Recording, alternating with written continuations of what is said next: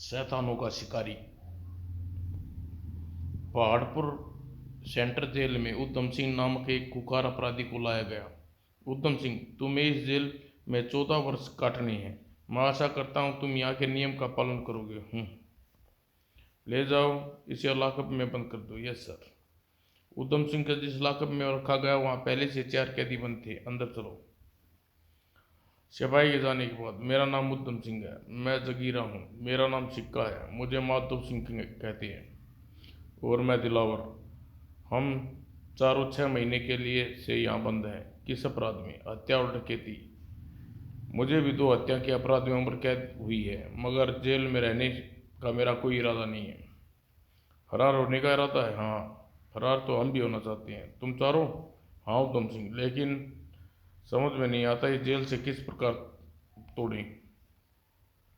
अगर मुझे एक स्टेन गन मिल जाए तो मैं सबको यहाँ से निकाल सकता हूँ। स्टेन गन कहाँ से आएगी?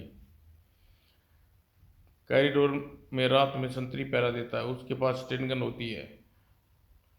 तो आज रात हम उस संतरी को से स्टेन गन छीनने की कोशिश करेंगे। रात 11 बजे स्टेन गन वाला संतरी पहरे पर आया। तुम लोग अभी तक सोए नहीं? चलो लेट जाओ सब। उधम सिंह दरवाजे के निकट गया। संतरी, मेरे पेट में दर्द हो रहा है, जरा डॉक्टर को बुला दो। जेल का डॉक्टर तेरे बाप का नौकर नहीं है, अपना दर्द सुबह तक ठीक कर ले। संतरी कहकर आगे बढ़ा। सारा नवाब समझता है खुद को, आधी रात को डॉक्टर चाहिए। कुछ देर बाद, मर गया, हाय मर गया। आई, कौन चिल्ला रहा है? फिर लॉकअप के दरवाजे पर पहुंचकर, क्या हुआ? यह कैदी मर गया। संतरी मर गया? हे राम।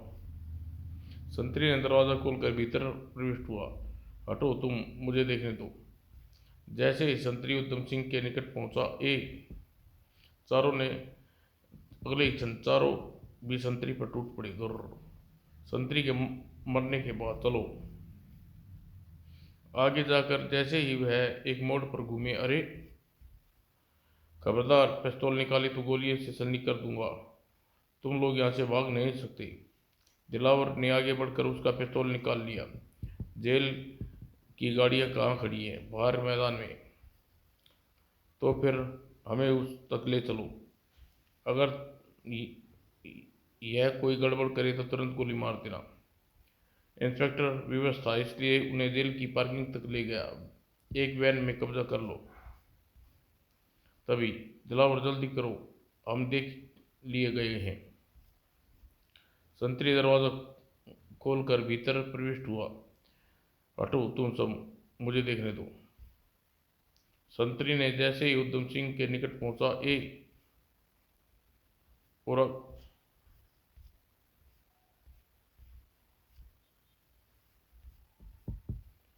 उन लोगों ने हड़बड़ाते देख इंस्पेक्टर दिलावर रोकने की कोशिश की, लेकिन अगले ही पल धाएं। दूसरे ही क्षण वैन तेजी से रवाना हो गई। सिक्का, गाड़ी तेज फाटक की ओर दौड़ाओ, मैं इन सबको संभालता हूँ। रेड रेड धड़ाम। भगाओ सिक्का, गाड़ी फुल स्पीड पर भगाओ। कुछ दूर आने के बाद सिक्का, वैन को नदी की ओर ले चलो। नदी के पुल पर पहुंचकर वैन रुक गई। सब नीचे उतरो। सिक्का, तुम्हें रेलिंग तोड़कर वैन को नदी में गिराना है। ओके। और सिक्का ने इंजन स्टार्ट करके वैन का रुख नदी की ओर किया। और वैन जैसे ही रेलिंग के निकट पहुंची, सिक्का बाहर कूद गया। रेलिंग तोड़कर वैन नदी में गिरी। अब छपाक, अब भागो यहाँ से, पुलिस यही समझेगी हम लोग एक्सीडेंट हो गया और वे लोग हमारी लाशों को तलाश करने लगे रहेंगे। इस बीच हम यहाँ से दूर निकल जाएंगे। कुछ देर बाद 5 जंगल के घर हैं। जंगल में के भीतर एक पेड़ के नीचे वे अपनी सांसें ठीक कर रहे थे। हप हप, हम 5 मील तो भागे ही होंगे। कुछ देर सुस्ताने के बाद उधम सिंह खड़ा हुआ। चलो यहाँ से आगे चलना है, रात यहीं गुजार लेते हैं, बहुत थकान हो रही है। नहीं, यहाँ रुकने में खतरा है। जितना खून खराबा हम करके आए हैं उसकी सज़ा केवल मौत है। तो अब क्या करें? हम किसी तरह पहाड़ों को पार करके पड़ोसी देश की सीमा में पहुंच जाएं तो बच सकते हैं। इस देश में रुकने का मतलब सिर्फ मौत है। लेकिन पहाड़ों पहाड़ों तो इन दिनों बर्फ पड़ी होगी। बिना कपड़ों खाने सामान के हम पहाड़ कैसे पार करेंगे? हम वहाँ पिकनिक मनाने नहीं जा रहे जगीरा। अगर जान बचानी है तो ठंड को सहन करनी होगी और भूखा भी रहना होगा। लेकिन उन बर्फीले पहाड़ों में बर्फीली रीछ भी पाए जाते हैं, वह हमें जीवित नहीं छोड़ेंगे। मेरे पास रिवॉल्वर है, हम उनका मुकाबला कर सकता हूँ। कुछ देर बहस करने के बाद सब पहाड़ी की तरफ चलने लगे के लिए राजी हो गए। पहाड़ों पर पहुंचकर हमें 2 दिन का समय लग जाएगा। अब समय की किसको चिंता है? 2 दिनों तक जंगल में यात्रा करते रहे थे। फिर बर्फानी क्षेत्र शुरू हो गया। यहाँ तो चारों तरफ बर्फ ही बर्फ है। तुम में तो अब मुझ में तो अब चलने की ताकत नहीं रही। भूख से के हमारे बुरा हाल है। हम सब भी भूखे हैं, लेकिन चलना तो पड़ेगा ही। ठंड के कारण उसके शरीर कांप रहे थे। मेरे हाथ पांव सुन पड़ गए। मेरे भी। काश हमारे पास माचिस होती तो आग जलाकर कुछ गर्मी प्राप्त कर लेते। बर्फीली बर्फ के टीले से निकलकर जैसे ही वे खुले मैदान में पहुंचे, दिलावर तुम भी वहां देख रहे हो जो मैं देख रहा हूँ? हाँ उधम सिंह, सामने कोई कॉटेज बना हुआ है। इस बर्फीले क्षेत्र में कांटे देखकर मुझे हैरानी हो रही है। लगता है भाग्य हमारे साथ दे रहा है। उस कॉटेज में हमें से बच सकते हैं। अब वे पांचों तेजी से कॉटेज की तरफ बढ़ रहे थे। कॉटेज के निकट पहुंचकर रुक गई। तुम तीनों कॉटेज को घेर लो और दिलावर दरवाजा खुलवाते हैं। मैं और दिलावर। खट खट खट। दरवाजा खुलते ही वह हैरान रह गए। बच्चा, तुम यहाँ रहते हो? मम्मी, यह पापा नहीं है, जल्दी यहाँ आओ। दिलावर ने झपटकर उसे गोद में उठा लिया। इसकी माँ भी यही है। उस्ताद, यह सब चक्कर क्या है? मुझे छोड़ो। लड़के को लेकर वह भीतर घुस गए। कौन है बेबी? अरे कौन हो तुम लोग? पहले तुम बताओ, तुम लोग कौन हो और यहाँ बर्फीले क्षेत्र में क्या कर रहे हो? हम यहाँ रहते हैं, यह कॉटेज हमारा है। तुम लोग तो लिबास से कैदी लगते हो। क्या जेल से भाग कर आए हो? यही समझ लो। यहाँ और कौन रहता है? मेरे पति और उसका सहायक। वह दोनों इस वक्त कहाँ हैं? मेरे पति सफ़ेद रीछ को पकड़कर देश भर में चिड़ियाघरों में सप्लाई करते हैं। इस वक्त वही शिकार पर गए हुए हैं। मैं समझा। तुम्हारा नाम क्या है? शीला। और वह हमारा बेटा बॉबी। तो अब हमारी बात ध्यानपूर्वक सुनो शीला, मिसेस शीला। हम 5 आदमी हैं और तुम्हारे हमने तुम्हारे कॉटेज को कुछ दिन रुकने का फैसला किया है। शराफत से हमें हमारा कहना मानना। रही तो कोई नुकसान नहीं पहुंचाएंगे, समझ गई? हाँ। पता नहीं विक्रम कहाँ होगा। उधर विक्रम अपने सहायक टोनी के साथ कॉटेज से बहुत दूर जंगल में मौजूद था। इस पेड़ों के घेरे में जंगली फल खाने को रीछ यहाँ आती हैं। यहाँ ट्रैप लगा देना चाहिए। थैले से विक्रम ने लोहे का ट्रैप निकाले। भगवान से दुआ करो एक दो रीछ फंस जाए। पिछले 1 महीने से एक भी हाथ नहीं लगा। आमीन। पेड़ों से निकलकर उन्हें कोई स्थान पर ट्रैप लगा दिए। दोनों अपना सामान लेकर समेटो और वापस चल दिए। चलो कल आकर देखेंगे कोई फंसा या नहीं। चलिए। उधर कॉटेज में पांचों बदमाश खाना वगैरह खाकर आराम से बैठे थे। अभी तक तेरा पति वापस नहीं आया? बस आने ही वाले होंगे। तभी दरवाजे पर दस्तक हुई। विक्रम आ गया। होशियार लगता है, इसका पति आ गया। तू जाकर दरवाजा खोल, कोई गड़बड़ की तो बच्चे को गोली मार दूंगा। मम्मी चुप्पे।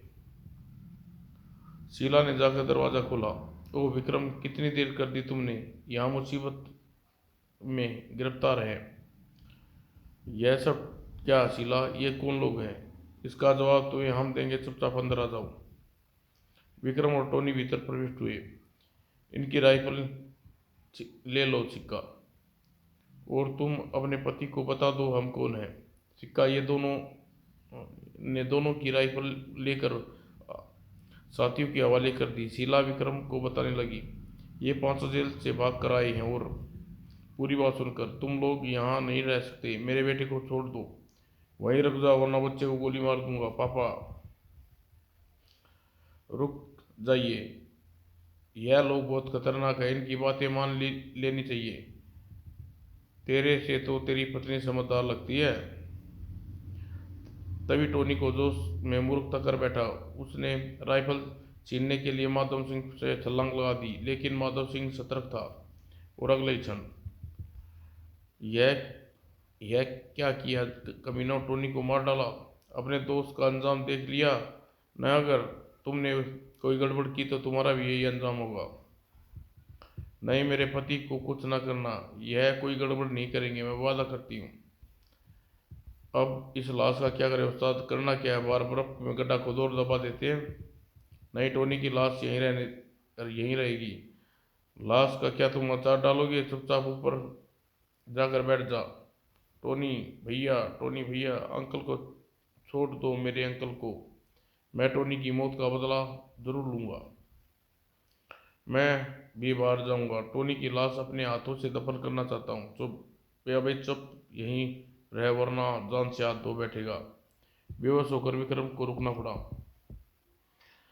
वो भी दौड़कर पापा की गोद में चढ़ गया। पापा, टोनी अंकल को क्या हुआ, उन्हें बाहर क्यों ले गई है? टोनी अंकल भगवान के पास चले गए बेटे, कहकर विक्रम खिड़की की ओर बढ़ गया। खिड़की से उन्हें टोनी को बर्फ में दफन होते देखा। इन जालिमों को तेरे हत्या की कीमत चुकानी होगी टोनी, मैं इन्हें क्षमा नहीं करूंगा। कुछ देर बाद सिक्का और जगीरा वापस आ गए। लाश दबा दी उस्ताद, तो फिर अब सोने की तैयारी करनी चाहिए। 2 आदमी रात को इन तीनों पर पहरा देंगे और 3 दूसरे कमरे में जाकर आराम करेंगे।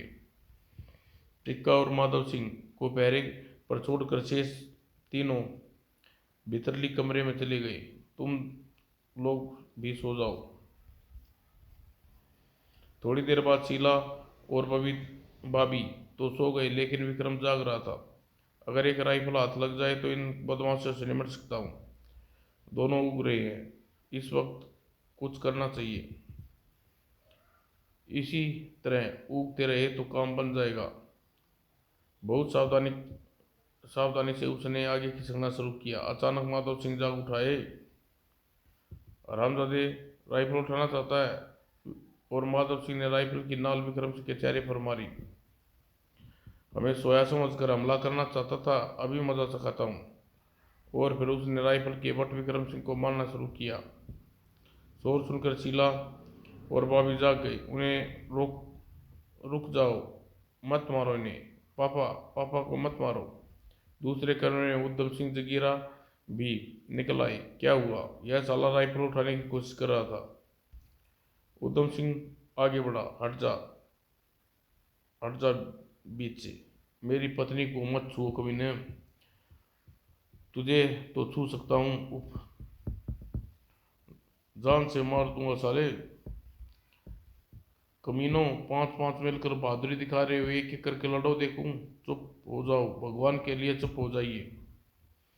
हा, समझा दे इसे, अगर दोबारा ऐसी हरकत की तो गर्दन काट दूंगा इसकी। नहीं करेंगे, यह कुछ नहीं करेंगे। उमर सिंह और जगीरा और दिलावर वापस दूसरे कमरे में चले गए। आपने ऐसा क्यों किया? अगर आपको कुछ हो जाता तो मेरा और बॉबी का क्या होता? बहुत चोट लगी है डैडी। अब आप अबे ओए डैडी के पिल्ले, तू चुप करके सो जा वरना तुझे दांत तोड़ दूंगा। सो जा बेटा।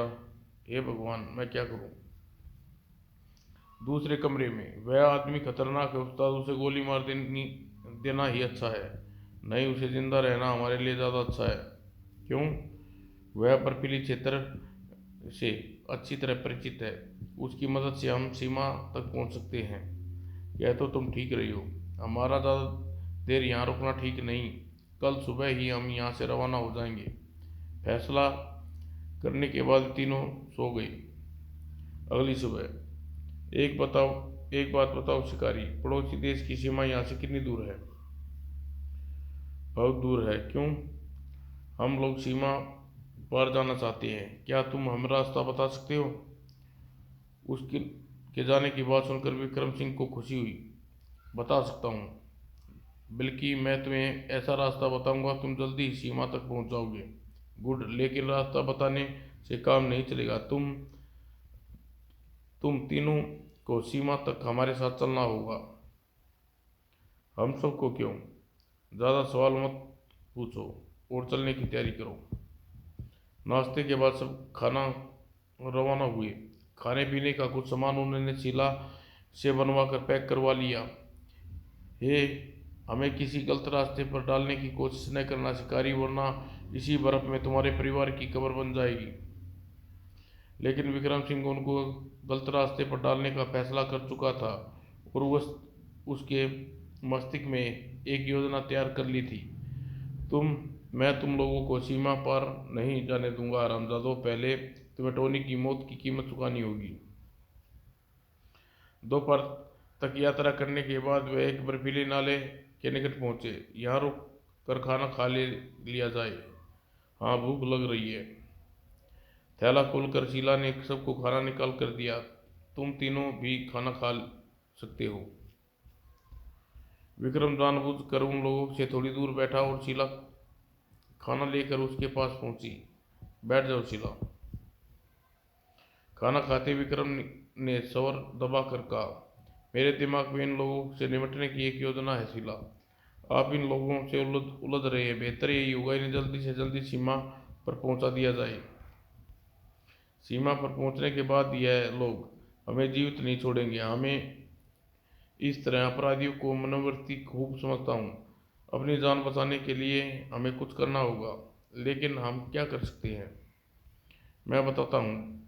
बॉबी, तुम भी मेरी बात ध्यान से सुनो। वह शीला और बॉबी को अपनी योजना समझाने लगा। खाना खाने के बाद वे फिर चल पड़े।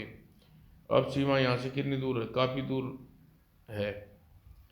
रात से पहले हम सीमा के निकट पहुँच जाएंगे या नहीं? पहुँच जाएंगे। और कुछ देर बाद एक पार्टी एक जंगल में प्रविष्ट हुई। कुछ देर बाद वह पार्टी एक जंगल में प्रविष्ट हुई। यहाँ कहाँ ले आए हमें? यह तो जंगल है। सीमा तक पहुँचने के लिए यह जंगल पार करना पड़ेगा। वास्तव में वह जंगल था जिसे भीतर विक्रम सिंह रीछ पकड़ने के लिए ट्रैप लगा रखे थे। इस जंगल में जानवर भी होंगे। हाँ, लेकिन तुम लोगों के पास राइफल है, इसलिए डर की कोई बात नहीं है। रिवॉल्वर अचानक रिवॉल्वर पिस्तौल निकालकर विक्रम सिंह की कब्र में लगा दिया। तुम कोई गड़बड़ कर रहे हो शिकारी। सीमा तक जाने के लिए हमें पहाड़ों की ओर जाना चाहिए, लेकिन तुम हमें जंगल ले आए हो। मैंने कहा ना, यही शॉर्टकट है। अगर यह शॉर्टकट न हुआ तो तुम्हें शॉर्टकट से ही परलोक पहुंच भेज दूंगा। तुम बेशक मुझे धमका रहे हो, जबकि मैं तुम लोगों का पूरा सहयोग कर रहा हूँ। अब पिस्तौल जेब में रख लो दिलावर, और हमारे साथ धोखा करने की अपनी मौत को नहीं बुलाना चाहेगा। मुझे इस पर भरोसा नहीं है, इसलिए मैं पिस्तौल लेकर इसके साथ साथ चलूँगा ताकि कोई गलत हरकत न कर सके। तुम लोग मुझे इतने भयभीत क्यों हो रहे हो, जबकि मेरे पास कोई हथियार नहीं है? तेरा सबसे बड़ा हथियार यह है कि तू इस इलाके से परिचित है, हमें गलत रास्ते पर डाल सकता है। मैं तुम लोगों के बिल्कुल ठीक रास्ते पर लेकर जा रहा हूँ, जहाँ मौत तुम्हारी प्रतीक्षा कर रही है। इसी में तेरी भलाई है। कुछ ही देर बाद उन जंगलों के निकट पहुंच गए जहां विक्रम ने उन्हें लाना चाहता था। इन पेड़ों पर लगे फल बड़े स्वादिष्ट होते हैं,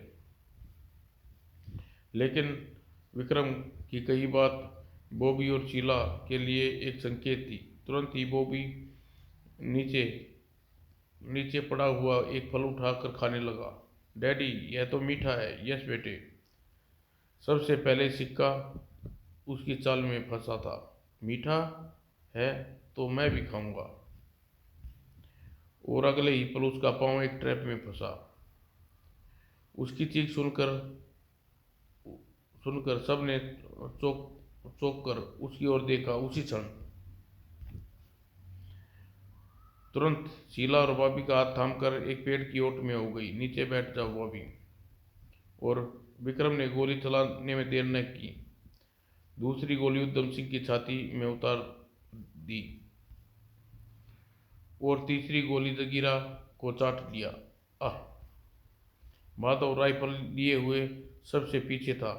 वह संभल कर राइफल सीधी कर रहा था। उधर ट्रैप में फंसा सिक्का भी विक्रम का निशाना ले रहा था। तभी तड़ाक! ओह! हड़बड़ाहट में सिक्का का निशाना चूक गया।